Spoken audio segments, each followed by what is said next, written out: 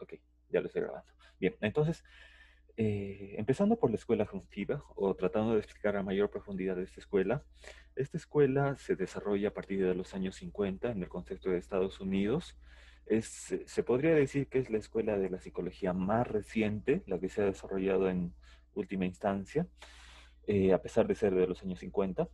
Y bueno, primeramente el contexto de inicio. ¿En qué momento nace esta escuela? Para que nazca esta escuela cognitiva, hubo ciertos eventos, situaciones que se tuvieron que dar. Primeramente, hubo una crisis del conductismo. Como ya sabemos, el conductismo se proponía estudiar solamente las conductas, no solo lo observable, pero en este caso la escuela cognitiva le, le hizo esta pregunta, le hizo esta refutación al conductismo, pues el conductismo solo se preocupaba por estudiar la conducta, no solo lo que se observa, pero el cognitivismo se preguntaba, ¿y qué es lo que pasa dentro? ¿Qué es lo que pasa dentro del ser humano? ¿Qué es lo que piensa? Y es que eso es algo que el conductismo no toma en cuenta, ¿no? Porque el conductismo solo se fija en lo que mira, lo que hace el ser humano, pero no como cómo piensa. Entonces, el cognitivismo empezó a plantearse esta cuestión de qué piensa el ser humano en su interior, ¿sí? Y esa fue una de las causas de la crisis del cognitivismo en esos años. Segundo, empezaron a resurgir los medios para la formación de la escuela cognitiva, ¿sí? Esto, más que todo, se dio a través de la metáfora de la computadora con la mente. Ya les había explicado un poquito acerca de esto antes, pero a ver, vamos a recordarlo. En la metáfora de la computadora, bueno, del ordenador, se hacía referencia a los primeros tiempos de la psicología cognitiva, ya que esta metáfora se preocupaba por conocer qué ocurre dentro de nosotros. A ver, si hacemos una comparación entre el conductismo y el cognitivismo, en el conductismo sabemos que solo hay un estímulo, solo básicamente se trata de estímulos y respuestas, ¿correcto? Pero el conductismo ignoraba qué había en medio de estos dos, porque ante un estímulo, lo que el ser humano hace o siente, para el conductismo era un misterio. Y por eso lo denominaban una caja negra, porque no sabían en realidad qué pasaba por ahí, qué pensaba, qué sentía esa persona, y para que finalmente diera su respuesta, ¿no? Pero entonces el cognitivismo se va a preocupar por esta caja negra de aquí, se va a preocupar por lo que piensa la persona al momento de recibir un estímulo y de emitir una respuesta. Entonces, esta caja negra, como se le trata en el conductismo, en el cognitivismo va a ser estudiada a fondo, y es que también la metáfora de la computadora se utiliza aquí porque si lo mencionamos que si comparamos nuestra mente con la de una computadora, obviamente la computadora tiene ciertos componentes físicos, ¿no? Como el monitor, el CPU, y analógicamente en el caso nuestro de los seres humanos, nuestros componentes, pues podría ser todos nuestros órganos, el cerebro, el sistema nervioso. Y a la misma vez, en esta caja negra, asumamos que estamos en un CPU, pasa una serie de procesos por el cual se procesa la información que recibe el CPU. Y en nuestro caso también pasaría algo similar a través de nuestro cerebro, porque nosotros también recibimos, interpretamos y procesamos la información. Entonces es así que el cognitivismo se va a basar más que todo en esta metáfora del computador y la mente. ¿Sí? Ese va a ser un medio para la formación de la escuela cognitiva. Y tercero, como última instancia para su contexto de inicio, va a ser la recuperación de lo mental, como el móvil para la aparición de esta corriente. ¿Cómo así? Se recordarán que en anteriores escuelas, como el estructuralismo y de repente el funcionalismo, el objeto de estudio de la psicología para esas escuelas era la conciencia, y me parece que en el estructuralismo era lo mental también. Pero aquí, en la escuela cognitiva, va a recuperar ese objeto de estudio de lo mental, de la conciencia, pero le va a dar otro enfoque, como ya lo vamos a seguir viendo. En todo caso, ¿cómo que se podría definir la escuela cognitiva? La escuela cognitiva vendría a ser el modo en que las personas captan información, la recodifican y las recuerdan, tomando decisiones, transformando sus estados cognitivos internos y los traducen al exterior en conducta. Es decir, que esta corriente se va a preocupar más que todo por lo que piensa el ser humano y el modo en que o bueno, en que nosotros procesamos la información que recibimos de nuestro contexto y consecuentemente las transformamos en conductas, ¿sí? Básicamente de eso se trata la escuela cognitiva. Se preocupa en qué piensan las personas y cómo procesan información. Lo contrario se podría decir al conductismo, ¿no? Porque los conductistas solo se fijan en cómo actúa la persona, cuál es su conducta. Pero en el caso de los cognitivistas se preocupan en qué piensa la persona y cómo procesa información. ¿Sí? Entonces, el objeto de estudio para esta escuela van a ser ya también los procesos mentales internos, entendiendo los procesos mentales como los procesos cognitivos, es decir, se podrían hacer tales procesos cognitivos como el de la percepción, la atención, la memoria, el aprendizaje, todos aquellos procesos que se consideran dentro del estudio de la psicología general, ¿sí? Esos serían los procesos cognitivos. Entonces, eso es lo que se pretende estudiar en la escuela cognitiva y para ello los cognitivistas hacían ciertas inferencias sobre estos temas, ¿sí? Supuestos básicos. Primero, el presupuesto mentalista.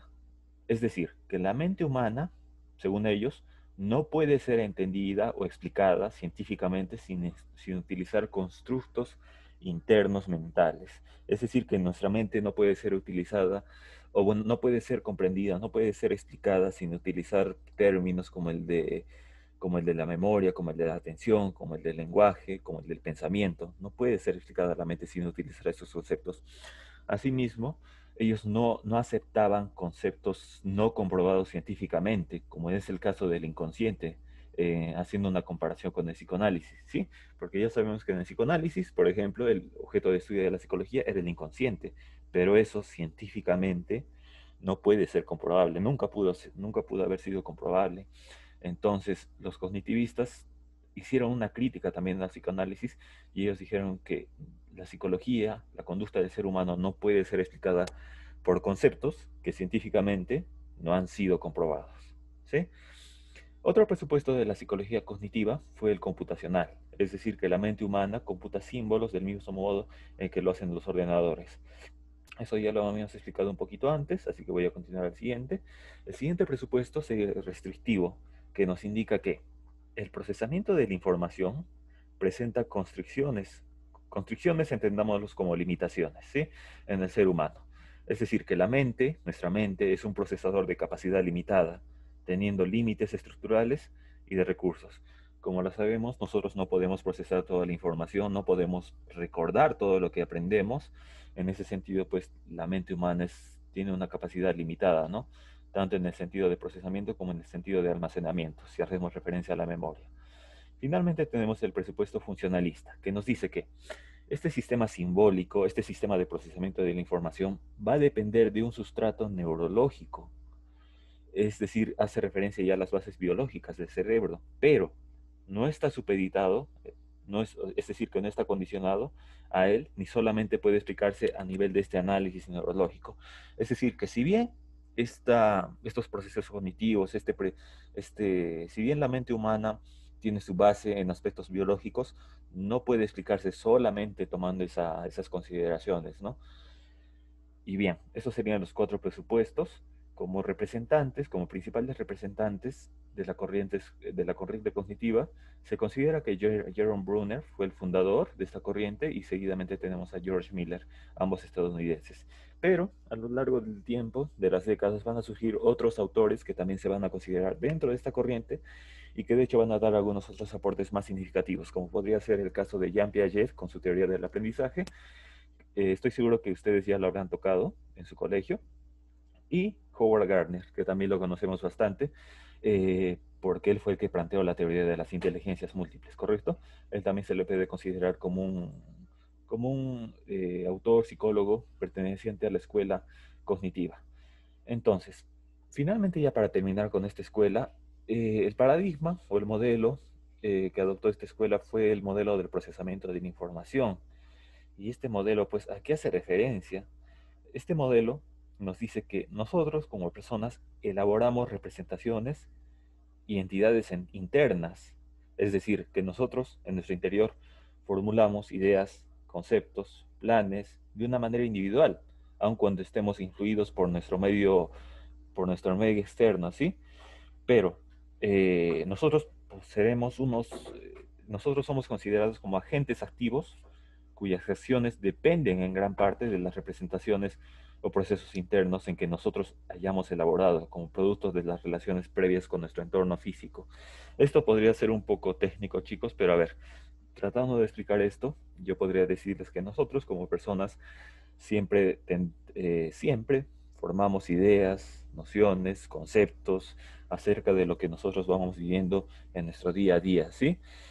Y esas ideas, conceptos que nosotros formamos se ven mediadas, se ven influidas en base a las experiencias que nosotros hayamos tenido.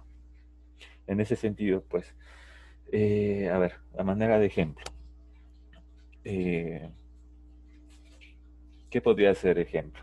A ver, voy a irlo pensando. Pero aquí tenemos también el modelo del procesamiento de la información. Yo sé que no se ve un poquito, no se ve, ¿lo pueden ver? ¿Se lee? ¿Me pueden indicar, por favor? Se lee No, no se ve muy bien. Ok, ok. Entonces, a ver, voy a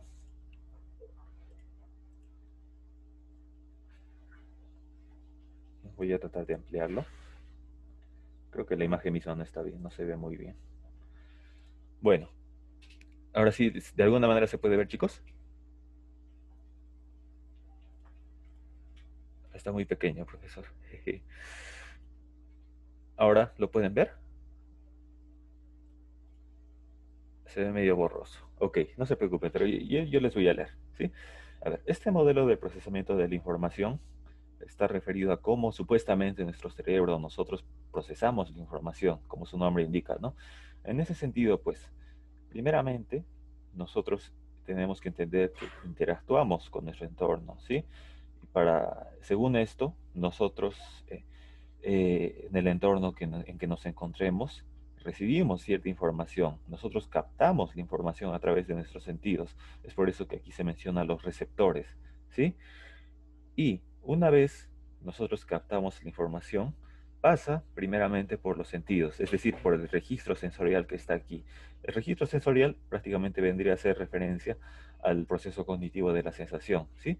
Y una vez nosotros captamos, registramos la información o recogemos las sensaciones que tenemos a nuestro alrededor, lo primero que pasa es que ésta se pasa a la memoria a corto plazo.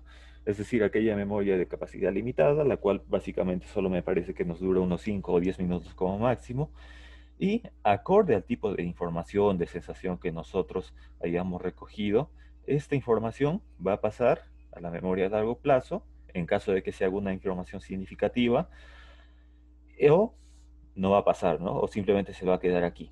Pero independientemente de eso, la información que nosotros hayamos recibido va a pasar automáticamente a generar alguna respuesta. Es decir, que la información que nosotros hayamos recibido de alguna manera va a influir en nosotros de tal manera que va a generar cierta respuesta. A pesar de que no se vea, puede ser esta respuesta puede ser incluso a nivel cognitivo, ¿no? Es decir, a nivel de pensamientos. Es decir, podría ser en el caso mío. Digamos, yo averiguo algo nuevo y si bien cuando averiguo algo nuevo no produce ninguna reacción conductual en mí, yo puedo pensar dentro de mí, ¿no? Ah, esto había sido, ah, entonces esto puede ser así, así.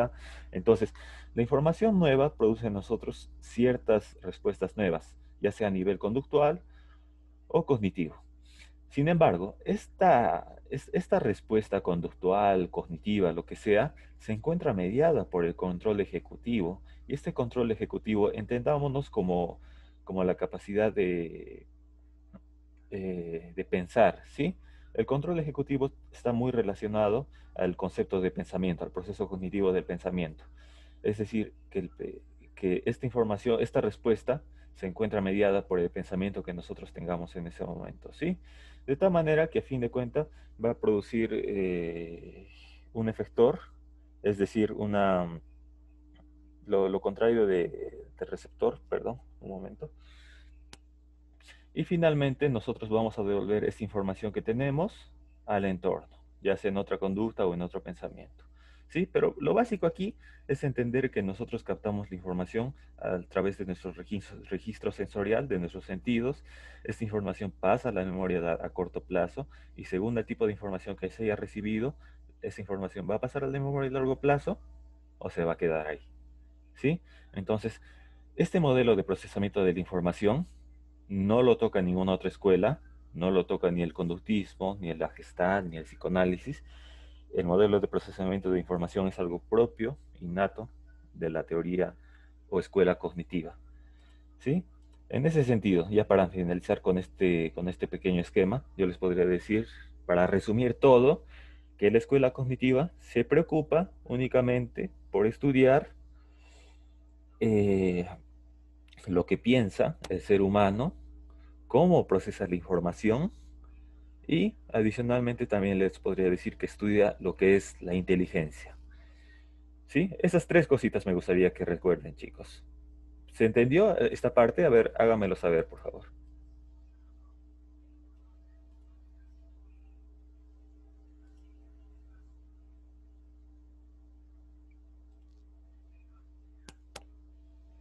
Les leo.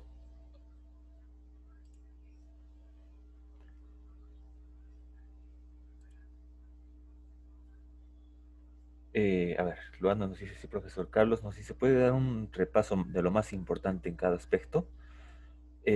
Carlos, ¿de esta escuela cognitiva te refieres o en general de todas las escuelas? ¿No?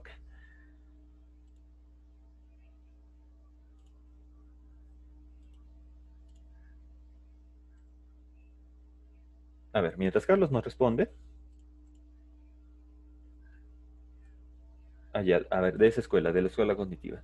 Sí, Carlos, no hay problema. Bien, como te decía, o bueno, como les decía, para que esta escuela cognitiva surgiera, hubo primero una crisis del conductismo, y es que los cognitivistas les criticaban a los conductistas que ellos no consideraban lo que está pensando la persona, solo lo que ve, lo que hacen las personas, ¿sí? Porque en el conductismo sabemos que ellos solo se guiaban por estímulos y respuestas. Pero en medio de ese estímulo y esa respuesta había una caja negra para los conductistas. Y eso, para los cognitivistas, pues era el qué pensaba la persona. Porque para los conductistas simplemente era poner un estímulo a la persona y que ella actuara, ¿no? No había más. Pero al hacer esto, ellos ignoraban pues qué es lo que piensa la persona, qué es lo que pasa por su mente, qué piensa, qué siente, qué piensa más que todo, ¿sí? Entonces eso fue lo que dio el inicio, se podría decir, a la escuela cognitiva para que ellos finalmente recuperaran lo mental como el objeto de estudio nuevamente, ¿no? En ese sentido, pues la escuela cognitiva básicamente se enfoca a abordar en lo que piensa el ser humano, cómo procesa la información a través del modelo del procesamiento de la información, y para ello también tenían algunos presupuestos, ¿no? Como el mentalista, es decir, que la mente no puede ser explicada sin utilizar el método científico ni utilizando otros constructos o conceptos que no sean científicos, ¿no? Como es el caso del inconsciente. El inconsciente no es algo comprobable científicamente, entonces ellos rechazaban esto. A ver, el presupuesto computacional, porque decían que la mente humana funciona de similar modo en que lo hacen las computadoras. El presupuesto restrictivo, es decir, que nosotros tenemos serias limitaciones en cuanto al procesamiento de la información se refiere, porque nosotros no alma. Si bien ahorita estamos recibiendo la información, esta información, lo más probable es que no la memoricemos todo ni la tengamos ahí a la mano en cierto momento, ¿no? En ese sentido, pues nuestra mente es una capacidad limitada, se podría decir que es un procesador limitado de información. Y finalmente el presupuesto funcionalista que dice que si bien este procesamiento de la información, esta capacidad de pensar, tiene un fundamento biológico, tiene un aspecto biológico, no solamente se puede supeditar o puede explicarse a partir de la biología, ¿sí? Y bueno, como representante tenemos a Jerome Brunner, que fue el fundador, seguidamente a George Miller, ambos estadounidenses, y finalmente van a aparecer otros más significativos, como podría ser Jean Piaget, quien propuso su teoría del aprendizaje, y Howard Gardner, quien propuso la teoría de las inteligencias múltiples, que me parece que ustedes ya la conocen. Entonces, espero haberte aclarado las dudas, Carlos. Y finalmente, para terminar con esta parte del cognitivismo, pues les comentaba, ¿no? Que Howard Gardner era el que propuso la teoría de las inteligencias múltiples. Me parece que ustedes también ya la conocen. Pero a ver, repasémosla de manera breve. Eh, Esta teoría de la inteligencia múltiple surgió a razón de que tradicionalmente la inteligencia pues se había creído, ¿no? Que simplemente era la habilidad para la resolución de problemas, ¿no? Y frecuentemente, digamos, pongamos el ejemplo, digamos si uno era mal en matemáticas, pues se le tildaba, ¿no?, de frente de estúpido, de idiota, ¿no?, de que no sabía. Pero en vista de eso, y a razón de que también se observó que, digamos, ciertas personas, a pesar de no rendir académicamente, profesionalmente, en ciertos aspectos, tenían otras capacidades en otros aspectos, ¿no? Y en vista de ello, pues Howard Gardner distinguió estas inteligencias múltiples y él básicamente identificó ocho tipos de inteligencias. Aquí las tenemos, desde la naturalista, verbal, la visual espacial, cinética corporal, lógica matemática, musical, intrapersonal e interpersonal. Entonces, según Howard Gardner, cada tipo de persona, es decir, cada uno de nosotros, tiene cierto tipo de inteligencia, cierta tendencia a poseer mayor inteligencia en ciertas áreas, ¿no? Y me parece que aquí yo les podría decir que ustedes podrían incluso hacerse un autoanálisis y decir en qué tipo de inteligencia ustedes se sitúan. Pueden tener todos. Yo creo que sí es posible, Carlos, pero se tiene que desarrollar, ¿sí?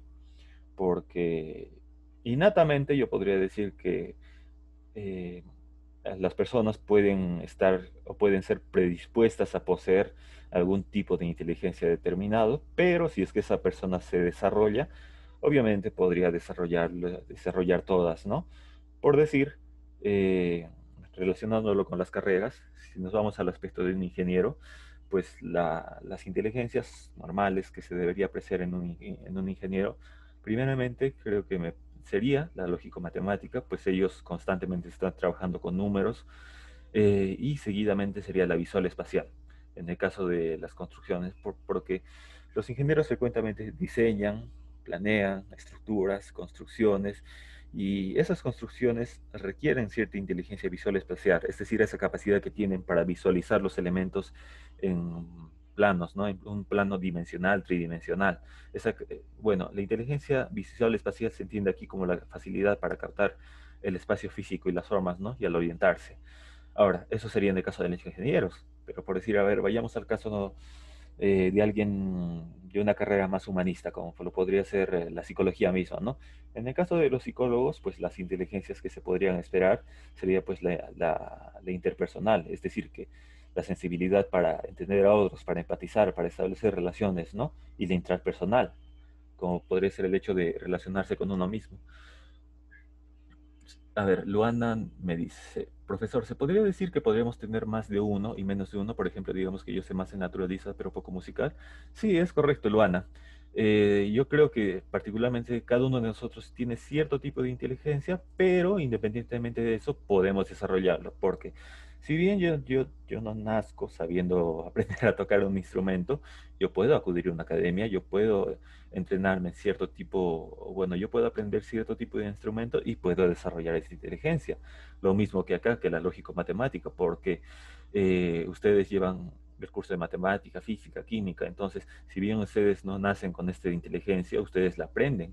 Igual con esta cinética corporal, al trabajar lo que es la educación física, la verbal también la desarrollan. Entonces, todas estas inteligencias se potencian en cierto tipo, yo considero que se potencian en cierto tipo de curso que ustedes llevan, pero también hay algunas inteligencias que no necesariamente requieren eh, formación académica o escolar o a través de colegio para desarrollarse, ¿no? Por decir, yo podría decir que conforme nosotros vamos madurando, adquirimos lo que es más de inteligencia interpersonal y la inteligencia intrapersonal. Eso es algo natural en relación a nuestra maduración, a nuestro proceso de desarrollo, porque inicialmente cuando somos niños, normalmente no se toma mucho en cuenta esta capacidad de empatía, ¿no? Los niños frecuentemente tienden a ser un poquito egocéntricos, es decir, que solo piensan en consigo mismo, pero conforme maduran, conforme se convierten en púberes, adolescentes, jóvenes, ya van desarrollando más esta noción de la empatía, ¿no? Del establecer relaciones.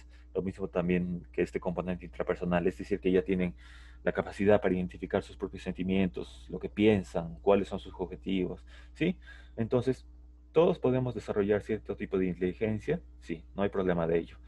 Y de hecho también esta teoría se utiliza bastante en lo que es la orientación vocacional, porque en base a eso también, bueno, no es el tema aquí, el tema no es la orientación vocacional, pero yo les podría decir que ustedes al identificar qué tipo de inteligencia poseen, ya podrían es solo un factor a considerar en la elección vocacional, ¿sí? Este tipo sería un solo factor que ustedes podrían considerar para la elección vocacional que tengan, ¿sí? Porque en base a este tipo de diligencias podrían estarse inclinando a un tipo de carrera. Obviamente que en la elección vocacional esto no lo es todo, para nada, porque tienen que ver, hay otra serie de factores que definitivamente influyen más, pero solo sería un factor, ¿sí? De repente en otra clase podríamos hablar de lo que es la orientación vocacional. Me parece que eso lo dictan los administradores, de esta ONG, pero si es que ustedes desean, podríamos tocar un poco de lo que es la orientación vocacional. ¿Qué les parece? A ver, mientras voy explicando esta última partecita, me hacen saber sus respuestas, ¿sí? Bien, entonces, para finalizar este tema ya de las corrientes, por fin ya me parece que hemos llegado al término de esta parte. Se preguntarán, ¿por qué hay tantas corrientes? ¿Por qué hay tantas escuelas psicológicas? Y es que esto se debe a que la psicología, como tal, no ha llegado a un estado paradigmático. El paradigma lo entendemos como un modelo, ¿sí? Es decir, a un modelo aceptado como una totalidad. Es decir, que para la psicología, a la actualidad, no hay un solo modelo, no hay un solo modelo que esté aceptado así de plano para todos los psicólogos, ¿no? Y es que, pues, a diferencia de la física, de la matemática, en la que sí tenemos modelos bien establecidos, como lo fue el de Einstein o el newtoniano, en el caso de la psicología no pasa así. Y es que el comportamiento, la razón del ser humano es tan compleja, pues, que una sola corriente, como tal, no llega a explicar todo lo que pasa, todo lo que sufre, todo lo que siente, todo lo que piensa, por todo lo que actúa el ser humano. Y es que, como hemos visto, hay ciertas escuelas que solo se centran en uno de esos aspectos, ¿no? Por decir, en el caso de la escuela cognitiva, se preocupa en lo que piensa, pero no en lo que siente o en lo que hace. En el caso del humanismo, se preocupa en lo que siente, pero ya también deja un poco de lado en cómo actúa y en lo que piensa. En el caso del conductismo, se preocupa en lo que hace, pero no en lo que piensa o en lo que siente, ¿sí? Entonces, vamos a darnos cuenta, chicos, de que en cada escuela de la psicología hay cierta debilidad, cierta oscuridad, cierto vacío. Entonces, es la razón de ello, de que a la actualidad no existe un modelo totalmente aceptado para todos los psicólogos. Y eso, en respuesta, hace que los psicólogos hoy en día trabajen en función a una o a más corrientes psicológicas. Es decir, que un psicólogo puede estar orientado, puede tener como supuesto teórico cierto modelo para tratar a un paciente o adoptar otros modelos en base a lo que él considere conveniente, ¿sí? Entonces, eso sería básicamente todo en cuanto a las escuelas de la psicología. Hasta ahí ha llegado el capítulo de hoy. Aquí yo tengo la práctica, se las voy a enviar a su Classroom más tardecito, ¿sí? Espero que todos la puedan realizar. Solo son 10 preguntas en relación a todos estos temas que hemos abordado hoy. ¿Sí? A ver, para que pase al siguiente tema. ¿Alguna pregunta hasta ahí, por favor?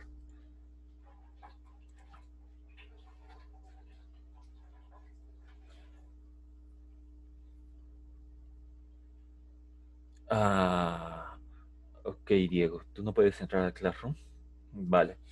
En todo caso, por favor, envíame un mensajito a mi correo indicándome, refiriéndome a ello, ¿sí? Yo también, envíame un mensaje y cosa que también yo conozco tu correo y yo te puedo enviar el link para dar la evaluación, ¿sí? Ese es mi correo. A ver, Fernanda nos dice, ¿pasadas diapositivas a la plataforma? Sí, Fernanda, todas las clases siempre lo paso, no te preocupes. También lo voy a hacer ahora, no se preocupe. A ver, en cuanto a la orientación vocacional, ok, me han dicho que sí. Ya, estaría bien. Entonces, sí, por favor, Diego, mándame un mensajito indicándome tus nombres y apellidos para que yo solicite a los administradores que te incluyan ahí, por favor. Vale, entonces en cuanto a la orientación vocacional, chicos, déjenme consultarlo con los administradores porque me parece que tengo que pedir permiso. Entonces, acorde a ello, vamos a ver si es que se puede, ¿no? Porque definitivamente que esto de la orientación vocacional es algo bien bonito, pero también es un poquito complejo, porque en la orientación vocacional se tiene que hablar pues de qué es lo que saben hacer, cuáles son sus intereses y otras cositas más, ¿no? También aquí talla mucho la personalidad, ¿no? O sea, básicamente aptitudes, intereses y su personalidad. Eso se toma en cuenta para una orientación vocacional. A ver, Luana, yo estoy en sexto de primaria. ¡Wow! Y si quiero de la orientación vocacional. Ok, no hay problema, Luana. En todo caso, vamos a consultarlo con los administradores. Yo de verdad admiro mucho. Sexto de primaria, la verdad, me parece una edad temprana, pero pues eh, me sorprende la verdad. Y bueno, yo creo que es de admirar también. En todo caso, chicos, a ver, nos queda 2 minutos para terminar la reunión. Lo siguiente que nos tocaría ahora sería el capítulo 6, los aspectos biológicos de comportamiento. Ahora mencionábamos que en la escuela cognitiva pues había el presupuesto funcionalista que nos decía que si bien ese pensamiento tenía una base biológica, no solamente podía supeditarse a esta, pues aquí vamos a tocar esa base biológica de la que hablaban los cognitivistas, ¿sí? Lo vamos a tocar desde su punto de vista neutro y lo más entendible posible, porque esta parte de la biología es algo, la verdad, muy complejo. Eh, yo creo que incluso para tocar cada tema que hemos hecho ahora, lo normal para un estudiante de psicología, pues sería, en el caso de las corrientes, normalmente esto se toca pues en todo un semestre o incluso en todo un año entero. En el caso pues de los aspectos biológicos de comportamiento, esto también fácilmente se estaría avanzando en un semestre o en un año entero también, porque los temas en sí son muy complejos, pero a razón de que ustedes solo requieren el conocimiento básico para pues tener o para la universidad, para el examen de admisión. Yo solamente les estoy dando lo que considero y también lo que según el temario que yo tengo es lo necesario, ¿no? Entonces no vamos a tocar más, pero tampoco vamos a tocar menos. En ese sentido, chicos, ya nos queda menos de un minuto. ¿Qué opinan? ¿Continuamos la clase o lo dejamos ahí? A ver, les leo en el minutito que queda.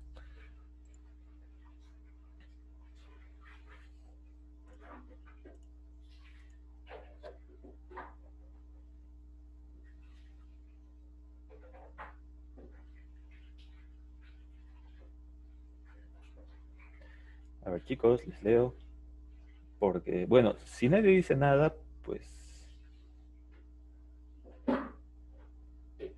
Ok, ok, Carlos. La siguiente semana. No hay problema. Bien, bien, chicos. Entonces, lo dejamos para la siguiente semana, ¿sí? Ok, ok, vale. Entonces...